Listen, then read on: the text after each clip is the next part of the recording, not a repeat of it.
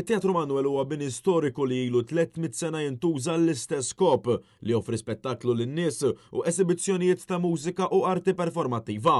Il-ġimgħa filgħodu fetaħ uffiċjalment l-istaġun teatrali fit-Teatru Manuel bi programm ta' xogħlijiet artistiċi varji għal gosti ta' kulħadd.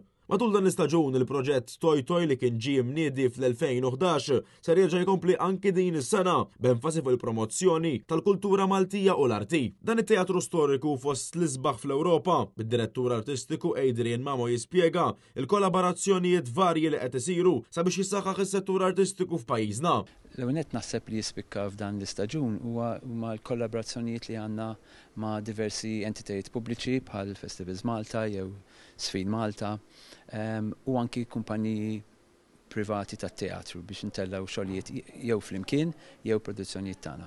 Adrian Mamo sostna wkoll ser ikun hemm anki xogħlijiet varji indirizzati speċifikament lejn it-tfal dan sabiex minn ġenerazzjonijiet żgħar tibda tinbet l-imħabba għat-teatru u għall-kultura.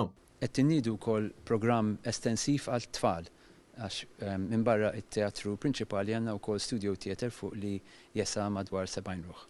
Minnaħa tiegħu iċ-ċermen tat-Teatru Manuel Michael Grek sostna li l-programm għal dan l-istaġun huwa mimli b'diversi produzzjonijiet minn opera għal musicals u kummedji li b'kollox ilaħqu il-71 produzzjoni li mistennija jittellaw għal din is-sena. Għandna programm mimli ħafna, il-fuq minn 50 produzzjoni, produzzjoniet li jolqtu spettaklu ta' kull ġeneru, operi, musicals, konċerti, drama, u biex aħna kemm jista' jkun nagħmlu outreach għan-nies kollha biex jiġu u jaraw il-produzzjonijiet tagħna fil-Teatru Manuel.